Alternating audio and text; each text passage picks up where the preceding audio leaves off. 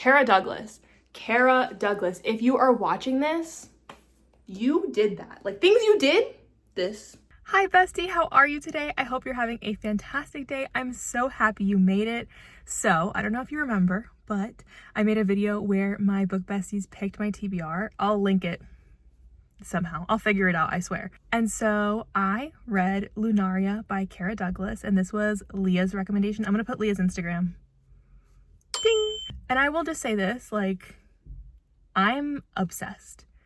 This was absolutely a 5-star read. I could not get enough of this. The way I was squealing, full on squealing, giggling, kicking my feet, having such a great time reading this book. It was so, so good. Let me just say this. Leah has such a special place in my heart. She is such a kind person and just a great friend. And I'm just so happy that the internet brought us together. Like, I can't say enough nice things about Leah. So Leah, if you're watching, hi, hugs and kisses for you. But this is the first book in, according to Amazon, this is supposed to be a 4-book series, but Leah told me it's supposed to be a 5-book series with 2 novellas. It is an unfinished fantasy romance series, so just be warned. But the first book was absolutely amazing. I really enjoyed the characters. I enjoyed the journey that I went on. I just had such a fantastic time. So in this book, we're following Amira, and I'm trying to figure out how much I want to say, because I went into this book completely blind.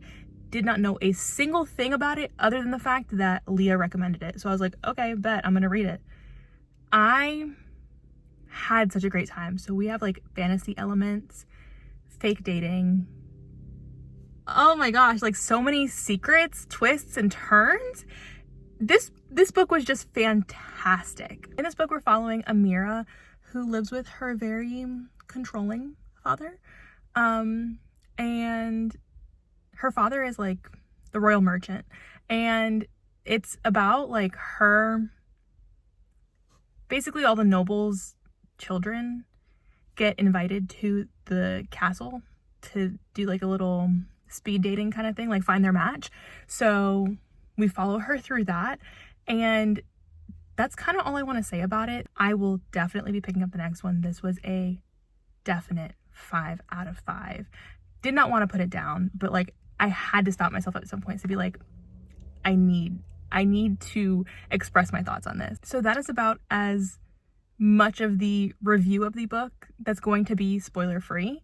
Everything else from here is going to be my thoughts as I was reading the book about the characters, theories of what I thought was going to happen. So I hope you enjoyed that.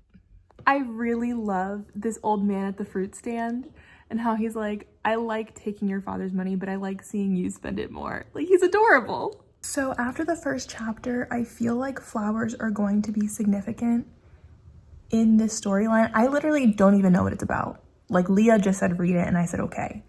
I did not read the description of this book. I just downloaded it. So I'm just playing a guessing game here.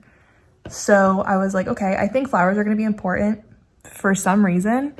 Also, I was really holding out hope for like half a second, because obviously it's just the first chapter, but I was like, oh, her bodyguard's going to be the love interest. But then I was like, I don't think that's happening. But that was just where my head was. Okay, I read 2 more chapters, so here's another update. I am noticing that the chapter, it'll just say like chapter 1, chapter 2, and then it's like a name of a plant underneath. I feel like that's got to be important somehow. I just don't know how. But then she was like, oh yeah, I got to take my tonic in the morning. And I was like, oh, that's the birth control that she's taking. And then I was like, why are they mentioning that right now? So that later on she'd be like, oh yeah, I'm taking the tonic. You know what I'm saying? But then come to find out that this tonic is like to prevent her from like having allergies, having like an allergic reaction to anything living and green. I'm definitely intrigued. A little confused though. Okay, so I wanted to give a little update before I get too far and my opinions change on some things. I hope that's making sense. Basically, like the opinion on my character is starting to change already, and I'm like, wait, I want to say how I feel about them now. So when Evans is introduced, I was like, oh my gosh, I'm falling in love with him. What's the matter with me?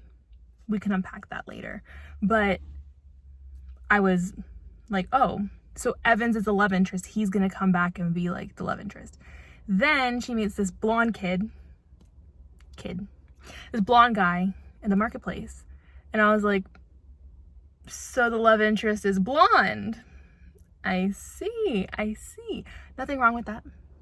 Nothing wrong with that. Just very interesting. I'm just trying to figure out who is the love interest because I feel like it's fantasy romance. I literally know nothing going into this book. So I was just trying to figure out like who am I supposed to be paying attention to?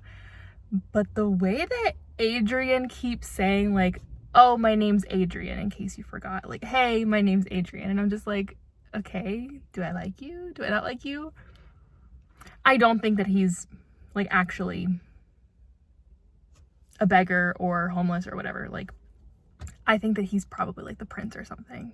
Like, it's one of those things where it's like, oh, he just like puts on these clothes to like go into the marketplace and be a common person for the weekend. That's what it's giving to me. Could be wrong.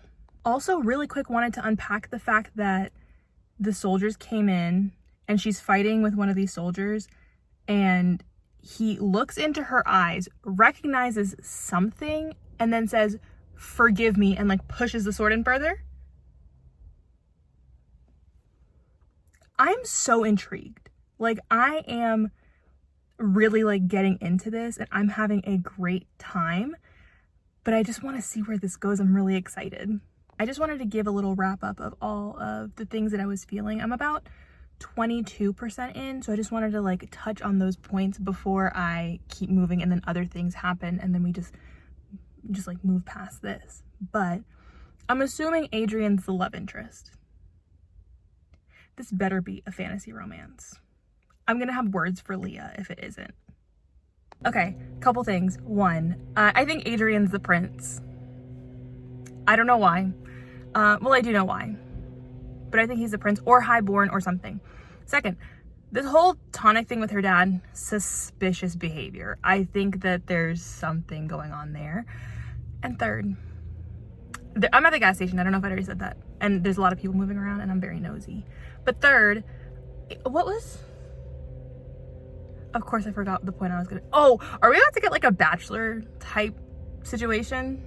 I'm not mad at it, but I truthfully did not know what was gonna happen coming into this, so I'm just trying to figure it out.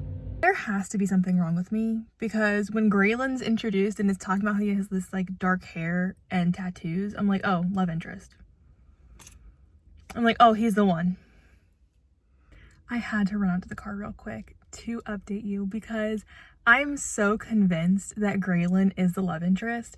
And like when he was saying like, oh, this is what goes down on the 3rd floor of the library. I hope we get a scene like that in the library. Maybe there's just something wrong with my head. Maybe there's just something wrong up here and I'm the problem. But I'm having a really good time. I'm really liking Graylin. Adrian is like, I feel like he's trying to be helpful, but I don't understand why. Because you would think that he'd be like, oh, just marry me. But he's like, oh, I can hook you up with somebody else. Not loving that. But I am having such a good time reading this. I literally forgot Opal existed until like a second ago. And I was like, wait, that was the whole reason she was here, because she wanted to find Opal. And I thought Opal was going to be like engaged to the prince. Oh, I have an eyelash. I thought Opal was going to be engaged to the prince. Okay, that didn't happen, or at least I don't think. When Graylin said, I would risk a lot of things for you, the way I was just like, I am having such a great time. Like, this is, if my face is all red, I'm in the car without the AC on because I don't want the noise to, you know, and my car's hot. I live in Florida, so, and I have on a long sleeve. That's not important information that you needed. But I am like simping so hard for Graylin right now. I'm not even sorry about it. Where's Opal? Also, why do they close the gardens at night? Like, I feel like there's something with the garden. Just me? I was reading at work and literally had to stop because I'm sitting there like screaming but trying to be quiet and not draw any attention to myself. But I am there like squealing. But the way that he like pushes her hair behind her ear and then he's like that. My God, what is this? Sorry, I'm upsetting my dog. He thinks there's something wrong. It's so good. When she was like, I'm not always talking about you. And he was like, that doesn't mean you aren't thinking about me. Kara Douglas, if you are watching this, you did that. Like things you did, this. I love it. I love it. This fake dating element literally has me like giddy. I am sitting here like, I can't, like I wasn't expecting it. And I'm so excited. Also super fast. When they're going up the stairs at the library and she's like, oh, something like some invisible string or rope or whatever, something invisible like pulled me towards him. I'm like, I know what that means. Good morning. I got my little lavender latte from Starbucks this morning. It's only because I'm out of milk at the house. I usually make coffee at home, but it's really good. I feel like I'm having to stop very frequently because I am kicking my feet, screaming, like having such a great time. And I'm just like here like blushing so freaking hard. When he was like, I was unable to resist her from the moment I met her. She's captivating. Chivalry's not dead. I am obsessed with this man. And I think it's a little unhealthy. Like I'm literally over here like foaming at the mouth. Every time he says something, I'm like, it's so good. It is so good. I probably sound so crazy, but it's so freaking good. Also, I feel like we were given the information of like, or like in the flashback when like it was her and like her sister, or a girl and her sister. I feel like she had a sister, like, and her mom took the sister somewhere. I don't know. I'm just guessing here. I'm just trying to piece things together, but the familiarity that she feels with, I forgot her name, the girl that like helps her get dressed, and the song that she was singing, and she was like, oh, change the subject, suspicious behavior, what's going on? I feel like this drama that they're watching is very telling. Like it's Amira trying to, or like having feelings for Adrian, and then like Graylin being behind her, like she doesn't like that. Like I feel like that's what it's giving.